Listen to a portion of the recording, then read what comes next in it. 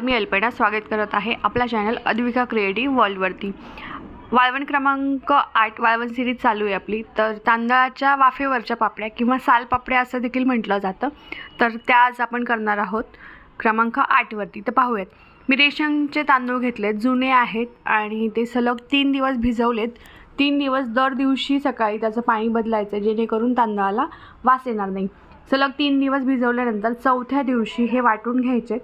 आपण डोसे बनवताना जसं बॅटर असतं त्याचं अशा पद्धतीने मध्यम घट्टसर असं हे ठेवायचं आहे आणि व्यवस्थित एकदम बारीक असं मिक्सरला वाटून घ्यायचं आहे। थोडं थोडं करत वाटायचं आहे, जास्त घेऊन वाटायचं नाही। काय होईल त्यात जास्त घेतलं तर त्याच्यामध्ये कणी राहू शकते।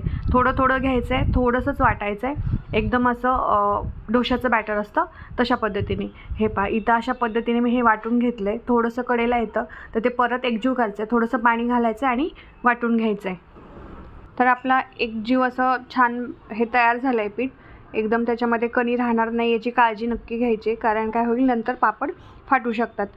तर हे असं सगळं एकत्र वाटून झाल्यानंतर आपण पापड्या करायला घेऊयात। हे थोडं थोडं करत सगळं वाटून घेतलं आहे आणि आता आपण पापड करूयात।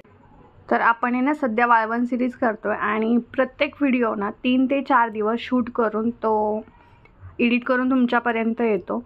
तर तुमचे कमेंट्स नक्की सांगत जा आणि तुम्ही रेसिपी ट्राय केल्यानंतर तुमची रेसिपी कशी झाली किंवा जर सजेशन असतील काही तर तेही सांगत जा। तुमची काही पद्धत असेल वेगळी तर तीही मला सजेस्ट करत जा। मी तर नक्की माझे इम्प्रूव्ह करण्याचा प्रयत्न करेल। आणि हे नवीनच चॅनल चालू केलं आहे आणि बोलण्यामध्ये जर काही चुका होत असतील तर त्यासाठी सॉरी। तर नक्की मला कमेंट करून सांगत जा की तुम्हाला हे व्हिडिओज कसे वाटतात ते। तर आता आपण पापड्या बनवून घेऊयात। मी काय केलं, एका पातेल्यामध्ये पाणी गरम व्हायला ठेवलं आहे आणि त्याच्यावरती वड्या उकडायची चाळण ठेवली आहे जेणेकरून आपल्याला प्लेट त्याच्यामध्ये ठेवता येईल। तुमच्याकडे जर प्लेट आणि पातेल्याची साईज एकच असेल तर चाळणी ठेवण्याची गरज नाही। तर चाळणी ठेवून घेतली आहे आणि बॅटर आपलं व्यवस्थित स्मूथ करून घेतलं आहे, जसं आपलं डोशाचं बॅटर असतं। इथे तुम्ही व्हिडिओमध्ये पाहिलंच असेल कशा पद्धतीने ते स्मूथ केलेलं आहे। तर एका प्लेटवरती एकच चमचा पोह्याचा जो चमचा असतो तो एकच चमचा आपण पीठ घालून घ्यायचं आहे आणि पापड बनवून घ्यायचं आहे। तर इथे चाळणी ठेवली आहे। चाळणीमध्ये काय करायचं आहे, ती प्लेट ठेवायची आहे, एक 7 ते 8 सेकंद अशी उपडी ठेवायची आणि त्याला थोडंसं असं कोरडेपणा यायला लागलं आहे असं दिसलं की ती प्लेट पलटी करून ठेवायची। तोपर्यंत आपली दुसरी पापडी आपण प्लेटवरती बनवून घ्यायची। मध्यम गॅसवरती या पापड्या बनवायच्यात।